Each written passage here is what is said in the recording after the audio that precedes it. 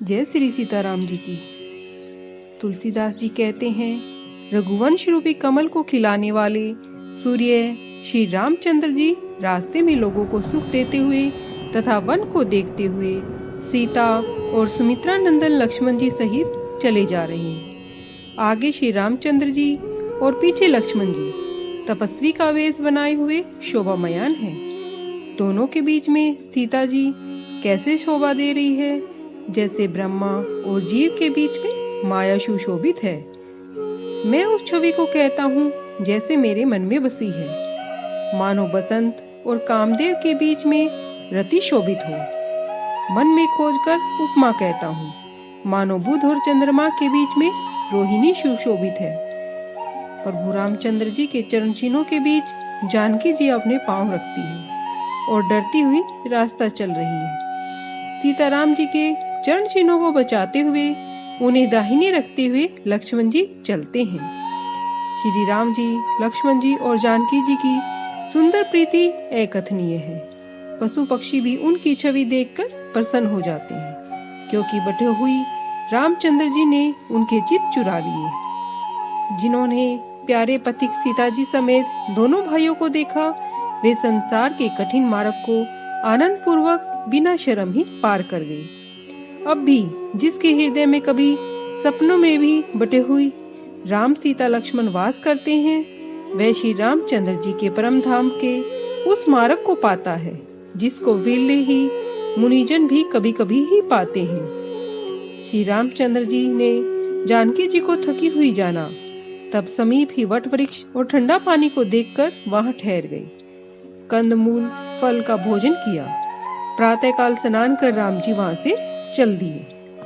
प्रभु Ramchandra ji one में सुहावने सरोवर और पर्वतों को देखते हुए वाल्मीकि जी के आश्रम में गए। रामचंद्र जी ने देखा कि मुनि का स्थान सुंदर है। वहाँ सुंदर पर्वत, वन और निर्मल जल है। तालाबों में कमल और वन में वृक्ष फूल फल रहे हैं। उनके रस में भूले हुए सुंदर भोरे गुंजन कर रहे हैं। बहुत से पशु पक्षी कोलाहल कर रहे हैं। वैर को छोड़कर प्रसन्नता पूर्वक सभी इधर उधर घूम रहे हैं। पवित्र और सुंदर आश्रम को देखकर कमल नयन रामचंद्र जी प्रसन्न हुए। वाल्मीकि जी श्री रामचंद्र जी का आना सुनकर उन्हें लेने के लिए आगे आए। श्री रामचंद्र जी ने मुनि को प्रणाम किया। ब्राह्मण श्रेष्ठ मुनि ने आशीर्वाद दिए। रामचंद्र जी की शोभा को देखकर मुनि के नेत्र शीतल हो गए।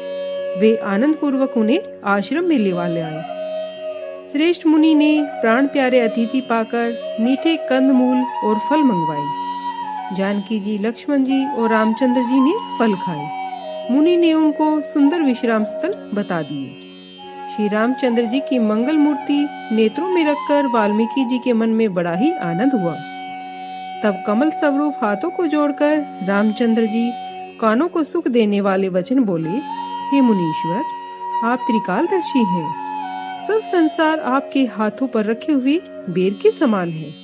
ऐसा कहकर प्रभु ने जिस प्रकार रानी ने वनवास दिया, वह सब कथा मुनि से कह सुनाई। हे प्रभु, पिता की आज्ञा और माता का हित, भरत सरीखे भाई को राज्य और मुझे आपके दर्शन होना सब मेरे पुण्य का प्रभाव है।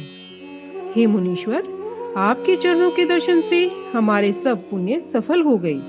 अब जहाँ आपकी आज्ञा हो और जहाँ कोई भी मुनि उद्वेग न पावे, जिन राजाओं से मुनि और तपस्वी लोग दुख पाते हैं, वे बिना आग के ही जलते हैं। ब्राह्मणों का प्रसन्न होना ही सब मंगलों की जड़ है। ब्राह्मणों का कोप करोड़ों कुलों को जला देता है। ऐसा मन में जानकर वही स्थान बतलाइए जहाँ जानकी जी और लक्ष्मण समेत मैं जाऊं। वहाँ पत्तों व घास से सुंदर कुटी बनाकर, हे कृपालु मुनि, कुछ समय तक वहाँ वास करूं। राम जी की सहज सीधी वाणी सुनकर ज्ञानी मुनि वाल्मीकि जी बोले, धन्य है हे रघुवंशियों में धवजा स्वरूप, आप ऐसा क्यों न कहेंगे। आप सदैव वेद की मर्यादा के रक्षक हैं। हे राम, आप वेदों की मर्यादा के रक्षक जगदीश्वर हैं। जानकी जी माया है, वह आप कृपा निधि इच्छा पाकर संसार को रचती, पालती और संहार करती हैं। जो 1000 मस्तक वाले शेष नाग रूप से पृथ्वी को धारण किए हैं, वही चराचर के स्वामी लक्ष्मण जी हैं। ऐसे आप देव कार्य के लिए राजा का शरीर धारण कर दुष्ट राक्षसों की सेना का विध्वंस करने के लिए चले हैं। हे राम, आप स्वरूप अविचरणीय, बुद्धि से परे, अविगत, अकथनीय और अपार है। वेद सदैव इसे नेति नेति कहते हैं। संसार दृश्य है, आप देखने वाले हैं। ब्रह्मा विष्णु शिव को भी नचाने वाले हैं। वे भी जब आपका भेद नहीं जानते, तब आपको जानने वाला और कौन है? वही जान सकता है जिनको आप जनाने वाले हैं। जानते ही हैं कि वे आपके समान हो जाता है। हे भक्तों के हृदय को चंदन के समान शीतल करने वाले, आपकी कृपा से भक्त आपको जानते हैं। चिंतानंदमय आपका शरीर है, वह विकार रहित है। यह भेद अधिकारी ही जानते हैं।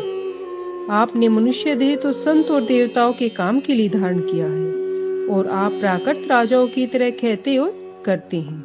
जय श्री सीताराम जी की।